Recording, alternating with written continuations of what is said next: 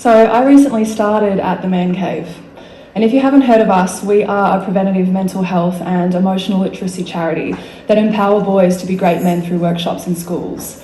And proudly, I'm the first woman hired for the squad.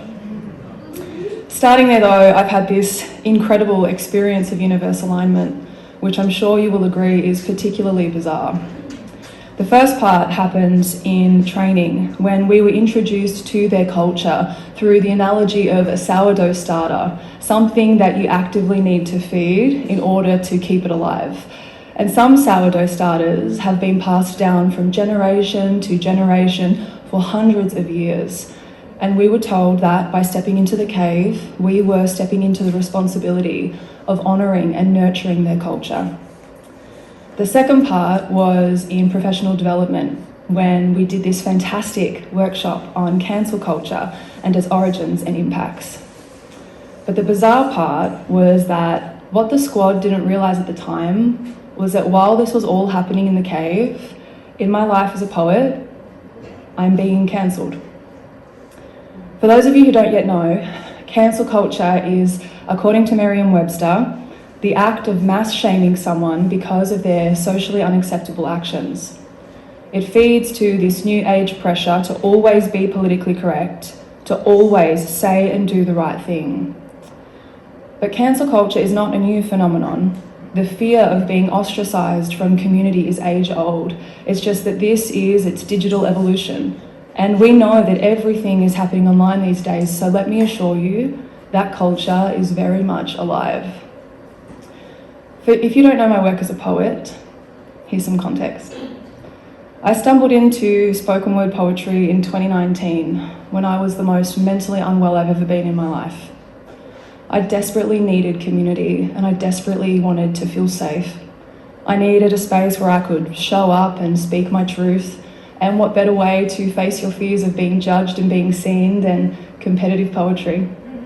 And so I competed in my first ever poetry slam, and within 15 months I won the Australian Poetry Slam Championship.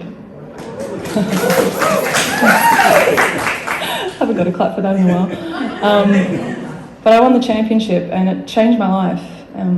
I've been a teacher for the last 12 years, and so I got to marry my love of poetry and teaching together and create spaces for people to stand on the mic and speak their truth. The work I've done has impacted tens of thousands of people across the country and the world, and I'm incredibly proud of the work that I've done in this community. But since being cancelled, I currently don't know in what capacity I can do that work because I no longer feel safe there. But I'll get to that. Out on the court, which is what at the Man Cave we call being in the classroom with the boys, they are reporting more and more their genuine fear of being cancelled. What they are speaking to is this developing awareness that as a culture, there is no space for them to be making mistakes to learn and grow. What they are seeing unfold before them online terrifies them. It's important to note here that cancel culture found its rise during 2016 in the Me Too movement, where men of note and celebrities were being exposed for their sexual exploitation and crimes against women. And now, in the height of men's violence against women in Australia, 8 years later, the work that organisations like the Cave are doing is needed more than ever. Because let's be very clear, men's violence and men's suicide stem from the same problem. To cut lengthy discourse very short, it stems from boys lacking emotional literacy and their internal safety. That is another talk for another day, but here the intersection is that cancel culture only feeds the fear of feeling. Boys report their awareness of masculine stereotypes in our work as young as 11.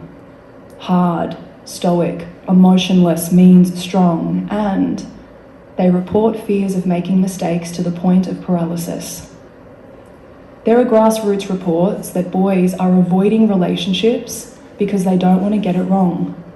They are scared that they will be labelled as violent or dangerous and cast out from their communities and potentially ruining their lives. So they are avoiding it altogether.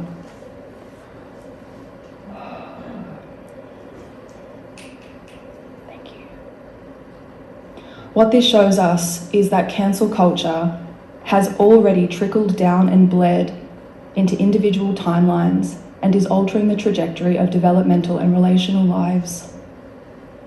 For me, it's shown up in writing. Because I didn't respond to a discriminatory request, a petition has circulated community worldwide claiming that I do not ensure the safety of my audience, and that means that I deem folks as undeserving of human rights. The goal of this petition has been to fire me from my work in community. They have demanded this in bold. What I have been staring into is the reality that people who know me, and many who don't, signed a defamatory document against me. Because there is a single allegation that I did not meet a single expectation, they attacked me. I'm sure you can agree or understand, rather, why I feel like this experience is unraveling me. I have spent days over weeks, paralysed, shaking, sometimes on the floor. My family and friends who are here tonight can attest to it. This experience has taught me as collateral that as a society, we are seriously lacking the intersection of emotional and information literacy, and that in the height of all of this digital pressure, we are but rubber arms and the sums of our algorithms. For our youth, they all speak digital. Every action we feed the algorithm is our legacy. It is what they consume and is shaping their reality. Individually, cancel culture harms our psychological safety, and this is the only place you will ever be.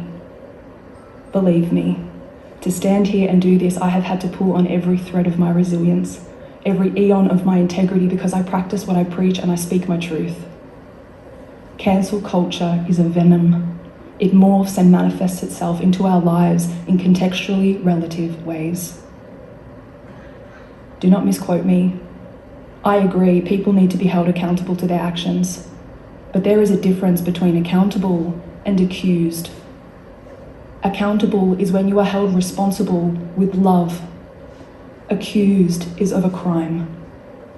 Young people only speak digital. They are consuming media full of hate, violence and aggression and division, and this media, you know, is their language. We have a responsibility as a culture to question, where is the intersection of emotional and information literacy?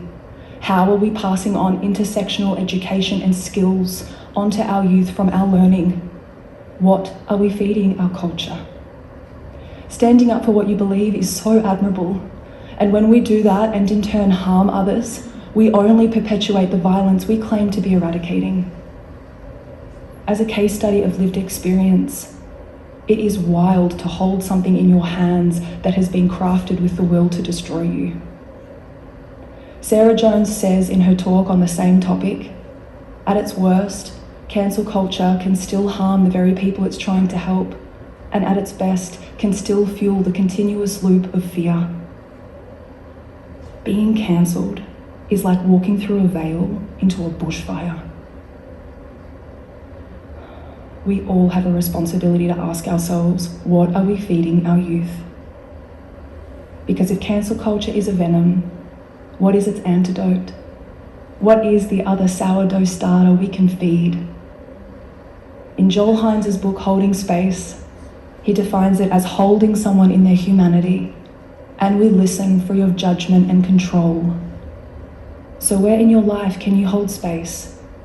In the comment threads, in the DMs, in the face-to-face, be honest. What are you leaving behind? To remix some Bruce Lee wisdom with a bit of my own, because I'm still a champion poet. Our words are spells, that's why we call it spelling. And when we swear, that's why we call it a curse.